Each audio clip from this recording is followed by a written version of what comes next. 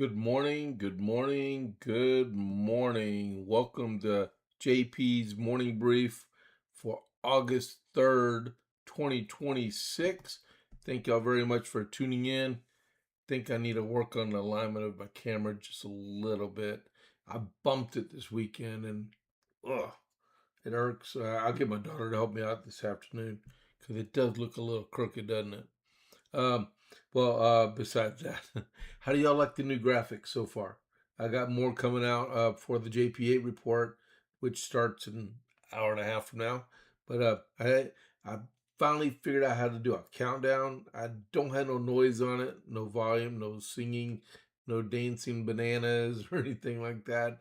But I might end up trying to put some music on it, but I'm pretty sure you got to pay for that, which is not a problem. But I got to figure out how to do it right and get the right music on there too. Okay, I'm not a rock and roll person. Um, you'll hear George Strait out of me, or you'll hear some good Christian music out of there. Um, but okay, so welcome to the morning brief. We only got 30 minutes for this iteration, so got to. Okay, so just so you know, Wednesday. I got to figure out how I'm going to do this on Wednesday. I might just do the JP8 report at 6 a.m. It all depends how things um, wind up because Wednesday, if y'all been listening to it, I got jury duty on Wednesday. So I got to drive all the way to Gatesville, which is about a 30-minute drive, and I got to be there about 8:30. Ain't no way. Huh. No way. No way. So I got to figure it out, but I got to call tomorrow evening after 5, and they'll tell me if the jury duty's been canceled.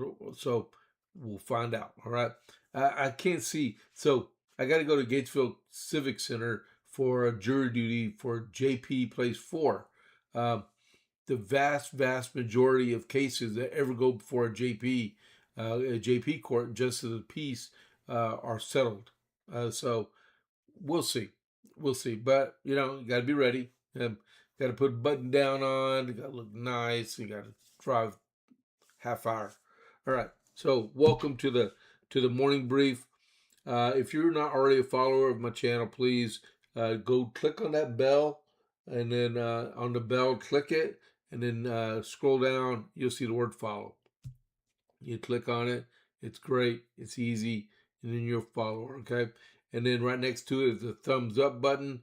Smash that button for me, please, and give me a like for the podcast. And if you want to chat room's open. Nobody's in there right now. Figure everyone's going to watch me on demand because it's still quite early. All right, but let's do this.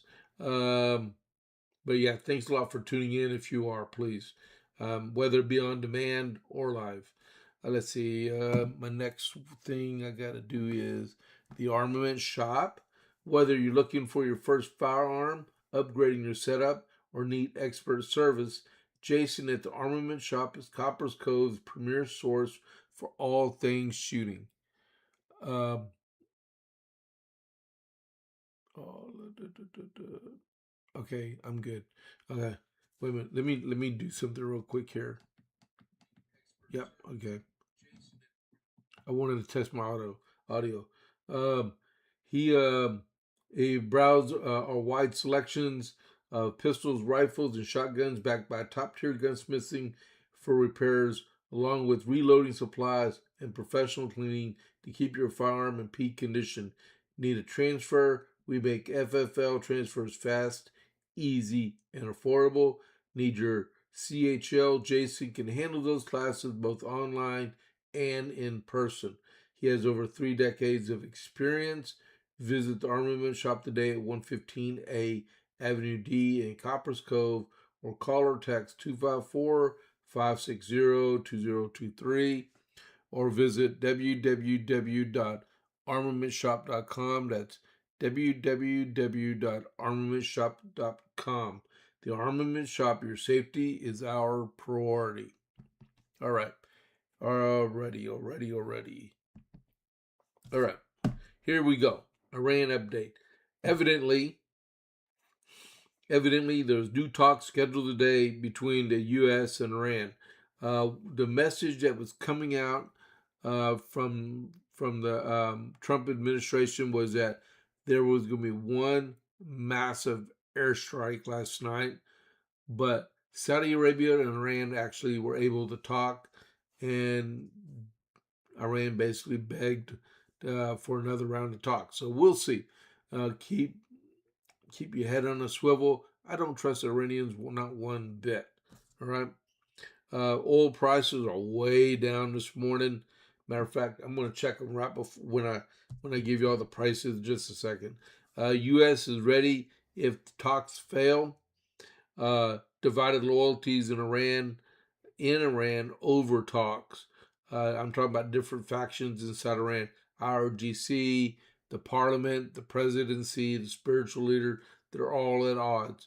And they're all, ripping at each other's throats and stuff. Like, hey, I'm in charge. No, I'm in charge.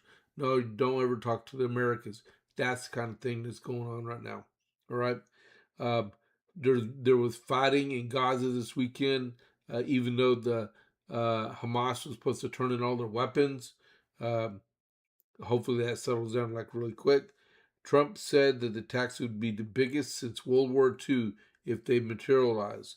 And then, like I said, Saudi Arabia and Iran held talks by phone this weekend, and the blockade has redirected 35 ships. The Dow Jones on Friday closed up 276. 0.97 points. It settled in at 52,485. Man, I really got to fix that camera. Oh my goodness, man, that thing hurts. Let's see, West Texas. I told you I was going to check the price of oil real quick. Hold on. Yeah, see, it's even dropped even further. So, Brent crude oil. Let me make the adjustment on here. Brent crude is at 83.55 a barrel, and West Texas Intermediate is at $79.73 a barrel. That is low. Okay, so that's your rain update.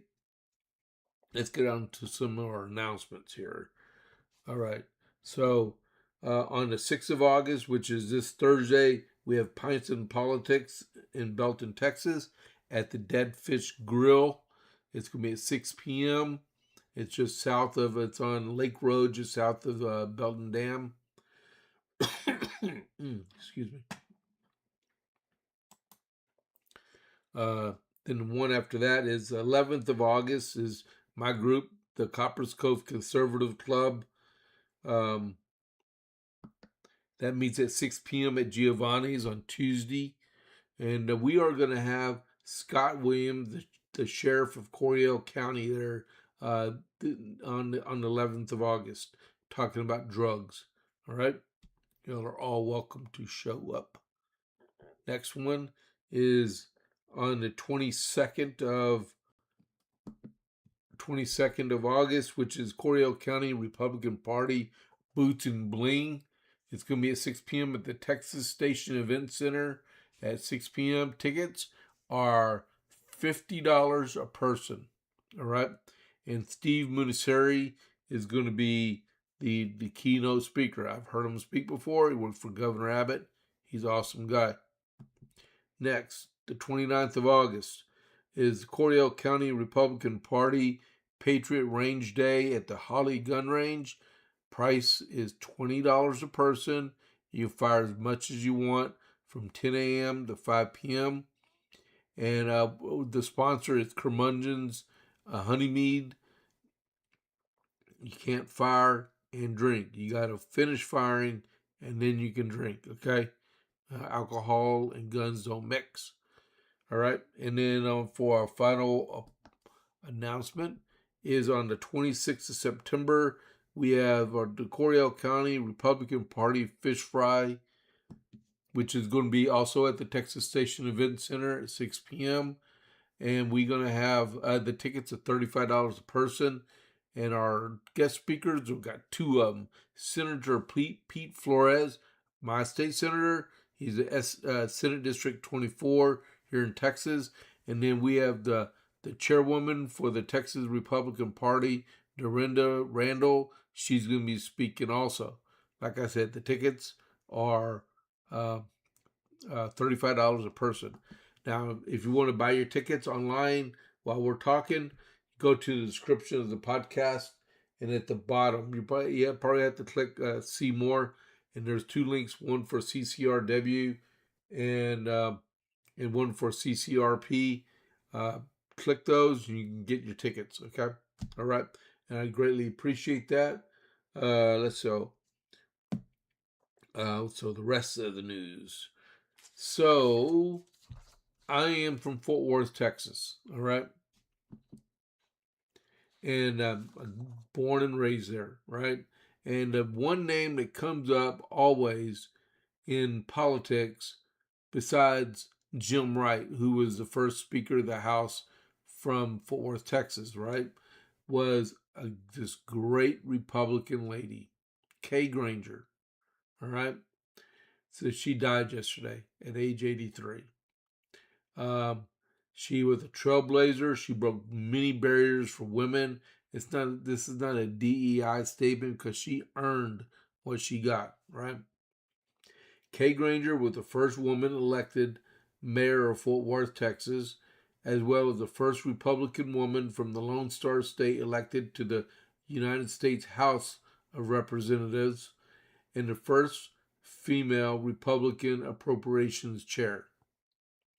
After serving in the U.S. House in 1997, Kay Granger retired in January of last year after health challenges and extended absences from Washington. And Republican lawmakers say they remember Granger as someone who broke barriers for women, in which she was. She's highly respected in Tarrant County. Kay Granger, this is written by the Speaker of the House. Kay Granger devoted her life to serving Fort Worth as a teacher, a businesswoman, and on the Fort Worth Zoning Commission and City Council, as mayor, and in Congress for nearly 3 decades, where she served as the chairwoman of the House Appropriations Committee.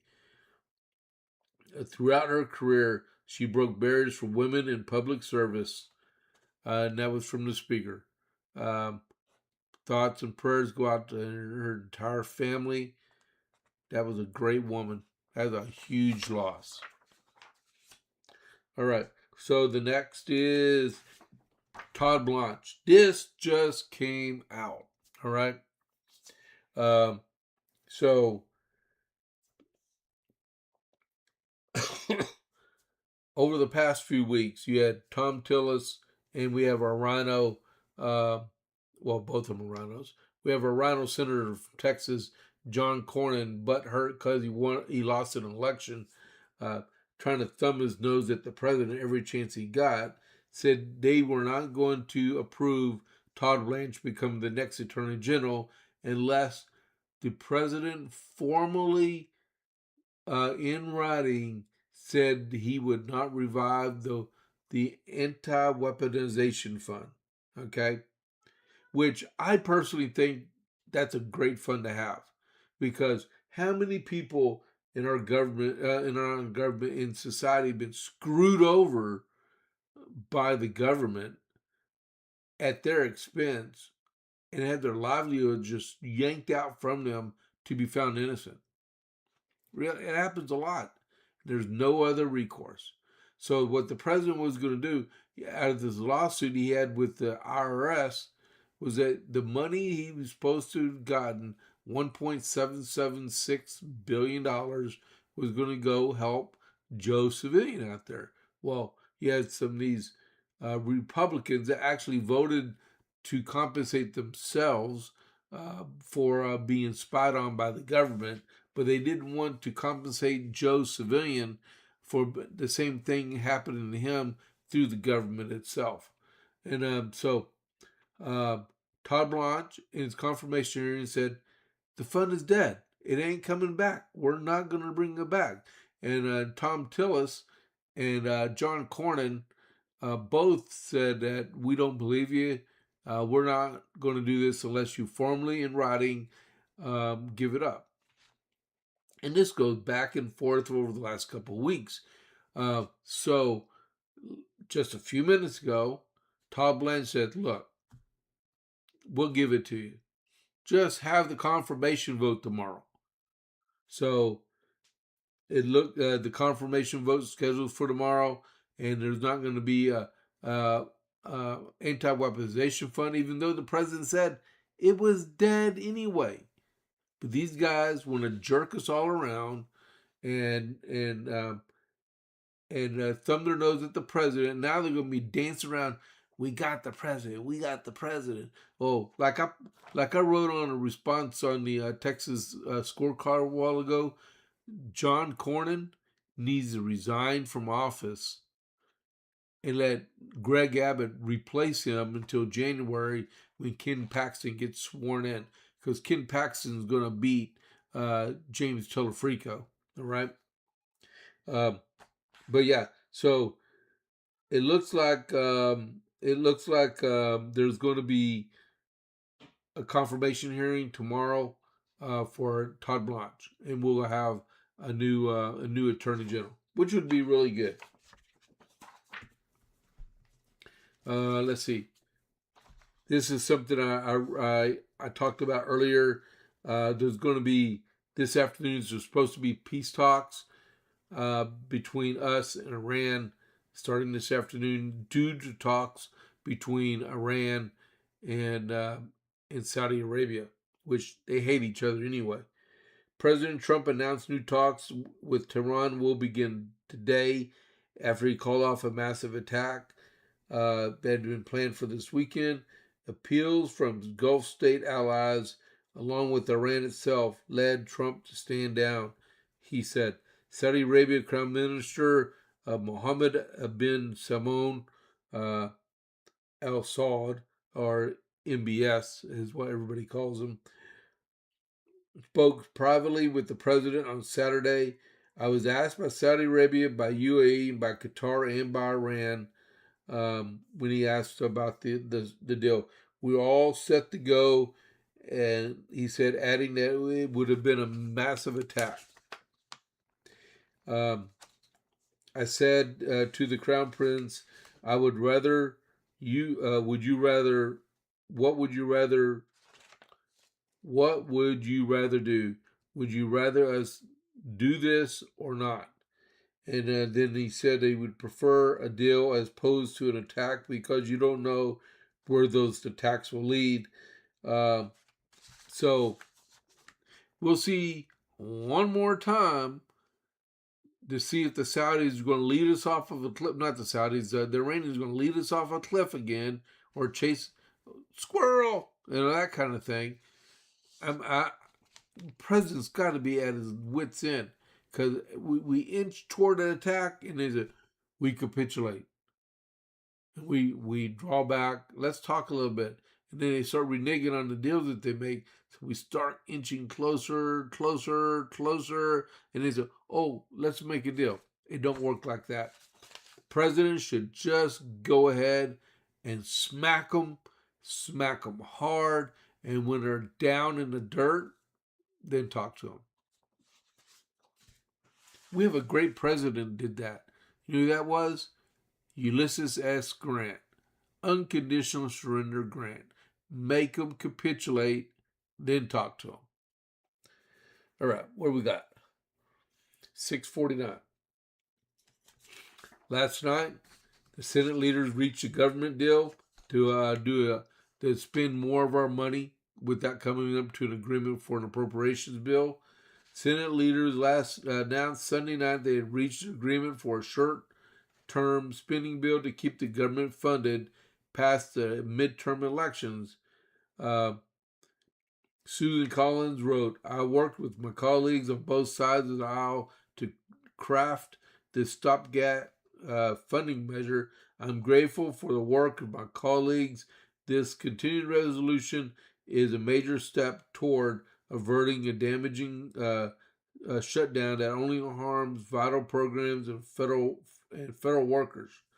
The deal would fund federal agencies through December 11th, avoiding a shutdown during the middle of a campaign season, not an election day, but a campaign season.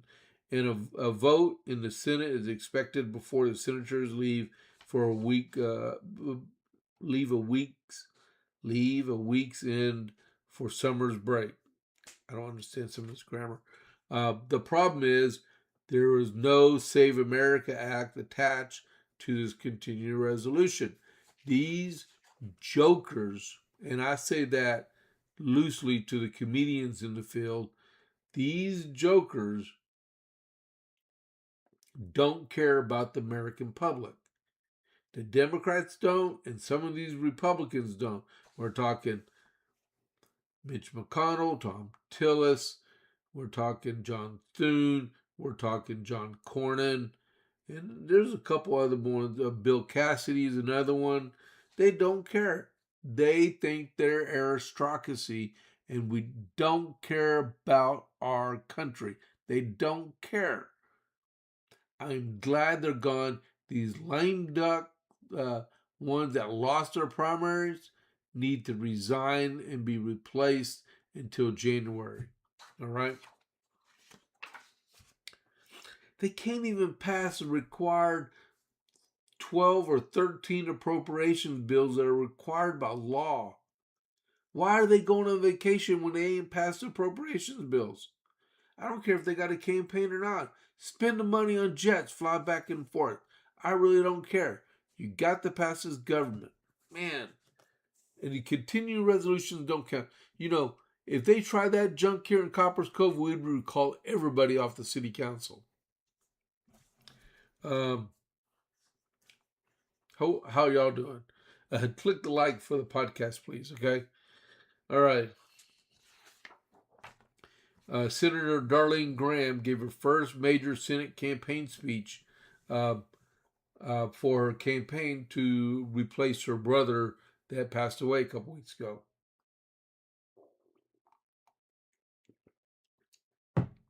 All right. So Darlene Graham made her first major campaign speech Saturday, telling Republican voters she never expected to seek elected office, but decided to run for a full Senate term after being encouraged by President Trump. Her comments were made while speaking before hundreds of Republicans at a candidate forum in Lexington, South Carolina, by the SCRP and Republican gubernatorial nominee Alan Wilson and River Bluff High School Lexington I Center of Law and Policy Development. Graham acknowledged her lack of political experience while arguing that her background outside government will help her tackle the issues facing South Carolina. She says she wants to continue advancing Trump's agenda in Washington after being appointed temporarily to fill the Senate seat left vacant by the death of her brother, longtime Senator Lindsey Graham. Okay, so yeah, she had no political experience. Let's see. J.D. Vance ran for the Senate with no political experience. Ted Cruz ran for the Senate here in Texas 16 years ago or something like that with no political experience. Let's see. There's two people. President Trump ran for the presidency with no political experience. I mean, you look across the board, people actually run for a high-level office with no political experience, and they do really well. Some of them not so well, but the ones I just announced are really good politicians, and they actually know what's going on. Give her the benefit of the doubt. She actually worked for the South Carolina Commission of the Blind, so she was part of that system, just a little bit, but she has some experience with the government. She's leading in the polls, so all y'all butthurt Republicans, get out there and vote for her. And if she wins, supporter. Okay? There's too many. John Cornyn won't even help raise money for Ken Paxton or even campaign for him or even mention his name. And he is bound and determined to have Ken Paxton lose because he's so butthurt. He needs to resign. Needs to resign now. All right. As you can tell, I don't like John Cornyn. I used to, but the true colors have shown through. All right. 6:55. Hold on just a second. Give me a second here.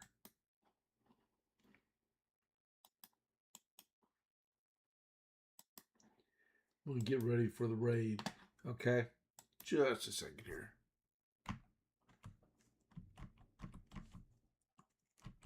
Okay, I'm ready for the raid. All right. Next. Tomorrow, there are primaries in Michigan. There are primaries in Michigan, Kansas, Virginia, and 2 other states. I can't remember. And next week is Wisconsin. All right. So Mike Rogers is up for. I know they're all talking about the Democrats. I'm tired of hearing about the Democrats.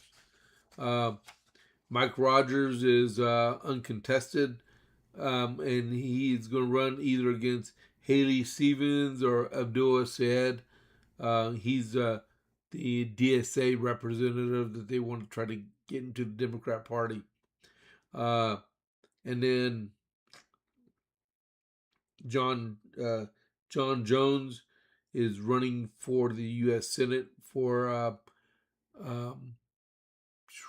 what do you call that? A U.S. Senate. Man, I'm losing it. All right, we're at 6:56. If you live in those states, go vote. Go vote Republican. Keep your state red, or make your state red. All right. If you're in Virginia, you are handed a gift from the Supreme Court. Go vote Republican. Vote Republican and get those Democrats out of office for what they tried, okay? Also, RFK Jr. was on CNN. I don't know why Republicans still frequent CNN, all right? But he got a 20-minute argument with Dana Bash yesterday about COVID malpractice. And RFK Jr. held his own against her. She made it sound like it was all his fault, what was going on, that they were just doing their job, right? I can read just a little bit of this. Health and Human Services Secretary Robert F. Kennedy Jr. accused CNN anchor Dana Bash of COVID-era media malpractice Sunday, saying she failed to challenge public health authorities and help marginalized dissenters during the pandemic. You were part of the problem. There was absolute press malpractice. Your job is to be a fierce skepticism toward authority, and you weren't doing that, Kennedy said on State of the Union. You were beating up on people who were dissenting. Kennedy leveled the attack on against Bash. Bash got bashed. Okay, asked how the Health and Human Services would prepare for another pandemic, and tried to move him away from relitigating the prior federal response. And then Bash pushed back, saying she was trying to ask Kennedy how he would prevent another health practice, but she didn't, and she lost that argument. It's already 6:59. I'm out of time. Also, I'm going to talk about how Dr. Fauci privately stated a lower death rate for COVID-19 than he actually told the Congress. He lied, and he needs to be prosecuted and needs to be thrown in jail for all the people that died and got health effects from COVID. All right, stuff he was part of. All right, so I'm going to go ahead and initiate the raid. I will see y'all in an hour with new graphics for the JP8 report. Thank y'all very, very much for tuning in this morning. I will see y'all in 1 hour. Okay? So I catch you on the flip side. I'm out. 9 seconds.